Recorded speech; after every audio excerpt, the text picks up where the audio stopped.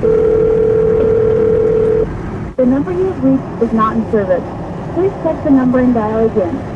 The number you are calling, 80002, has recently changed. Does another Bill Brown belong to the San Luis Obispo Country Club? Right. And that might be the one that you're trying to get hold of.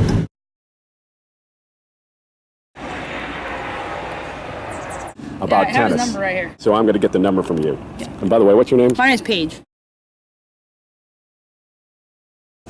Bill Brown's the name. It bears a phonetic resemblance to ho-hum. Played 18 Grand Slam championships. Ended up beating players who had rankings of 1, 12, 13, 16, 19, 23, 30, etc. In the world. In the world. But then the Vietnam War was going, and I tried to avoid that. I went to graduate school for a year, didn't really want to be there. That deferment ended, then teaching school for a year, that deferment ended, then I got drafted for 2 years. But tennis saved my life, because I was the highest ranking tennis player in all the military services the day I got drafted. So I was either going to go be the assistant tennis coach at West Point, Arthur Ashe's old job, or I was going to go be the tennis slave of the base commander at Fort MacArthur in Los Angeles, so that's where they sent me. And I played tennis with the base commander every day, and I went to the motor pool every day, went to Southern Cal, UCLA to practice, played a tournament a month, won the inter-service in June, and then in my second year, Stan Smith got drafted, and he was number 2 in the world, number 1 in America. So he and I and 2 other guys went to military bases and just did clinics all over America, and Army bases, 1 Air Force base. Won the inter-service, kept going. Then I got out of the Army and I played full-time starting in the fall of '71, but I was already almost 27 years old. I'm writing a book about it now. It's called The Oven Bird, from a poem by Robert Frost. It was about some bird singing in the dying fall. What is this stupid bird doing singing? And the important lines are, the bird would cease and be as other birds, but that he knows is singing not to sing. The question that he frames in all but words is what to make of a diminished thing. So I was a diminished thing when I started playing tennis full-time. Was to play a number 1 player. That was the most fun of all. You got a center court, better linesmen, better umpires, better ball boys, and you got a chance to beat a really, really, really good player. I mean, that was the fun part. Nastase, Ashe, Connors, right. Borg, Smith, Newcomb, Emerson, Laver. I'll tell you a Laver story because it's kind of cute. 1974 was the best year I had. I was 29. And in May, the most elite tournament in the world was the Alan King Classic at Caesars Palace in Las Vegas. At that time, the prize money in tournaments then was like $500 for the opening round, 500, 1,000, 2,000, so on. And Alan King was $2,000 for the first round and doubled. Free week in Vegas, signed for everything. So I got thrown to the wolves. I got thrown to Laver in the first round. Against Rod Laver? Rod Laver, yeah. Okay. Only time I played him in singles. So we warm up, and we finish the warm up, big court, ready to go. And out of nowhere, Alan King shows up because it was his tournament, really. And he grabs a microphone from the umpire. He proceeds to introduce the players. It surprised me. So he did Laver first. It took a long time. He'd won everything about 5 times all over the world. It was just an incredible, still the best record ever. And he took a long time. I'm staring at my shoes, it's just taking a long time. So then Alan King turns to me and dismisses me in about 4 seconds. And making his debut in Las Vegas, Bill Brown. So we proceed to play, and here's my theory. That I'm thinking, I'm screwed. This guy has no weaknesses. What am I going to do? Greatest player ever.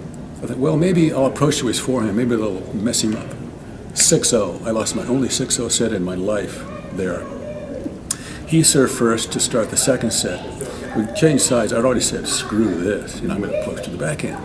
But as I'm changing, at the low fence right behind the umpire, they had some seats there, and some former great players were sitting watching. And one of them was Frank Parker, top 10 in the world in the 40s, won Paris twice, an American who won Paris twice, incredible groundstroke. I've never met him, but I recognized him. I recognized his picture. And as I passed him, I'd never spoken to him before, he says, "He's left-handed." like I didn't know. The week before, we played at Indianapolis at the National Clay, and he'd gone berserk against Ramirez in some match. I think he might have almost gotten defaulted, I'm not sure. So when I played him the next week in Toronto, he was missing balls like this all afternoon. I'd serve a high kicker to his backhand because he had trouble with those, and I'd come in and he'd rip a backhand. I thought, well, point's over, and I look at it, it's out like that all afternoon. So I think his reference points were momentarily misaligned because of the cause celeb he'd been in Indianapolis the week before. Because I played him 3 years earlier on a fast indoor carpet. We had a 3-set match and he won it, but the quality of the tennis I thought was better then. Tell you something about how fast that guy was. When I was playing Laver, big lefty serve to the ad court. One time I went like this and carved the ball outside around like it was spinning away. You mean around the net post? Or went Just cross court? Go cross court, low cross court Okay. to Laver's forehand volley. And Laver framed it off the end. I had the same shot against Nastase a couple of years before that. Not only did he get the ball, he disappeared completely below the net. And I saw he feathered a forehand volley down the line. And as that was happening, I said, Jesus, this guy's fast. And as it was happening, I thought, whoa. He was the fastest guy I ever saw.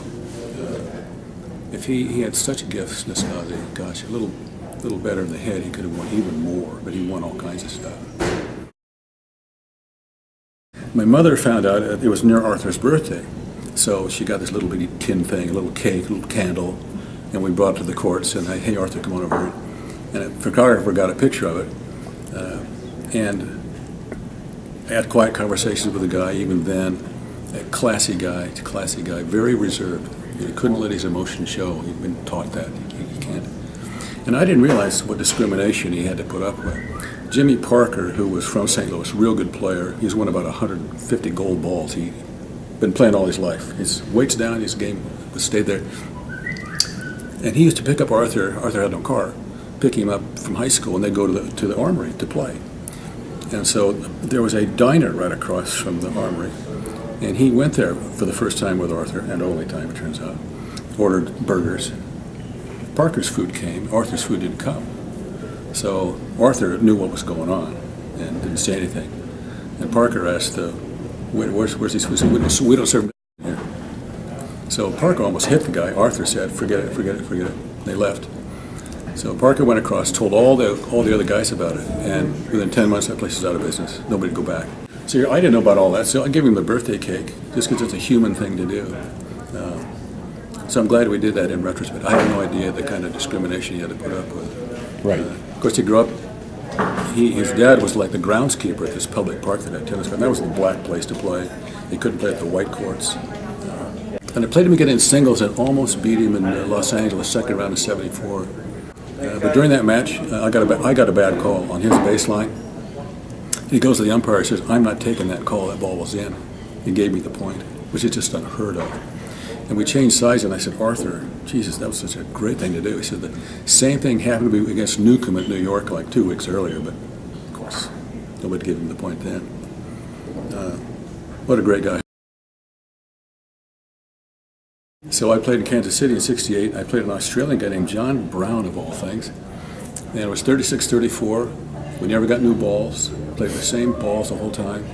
I had one fricking break point in the whole match, and he hit his only ace, his second serve down the middle. I can still see as I'm speaking to you.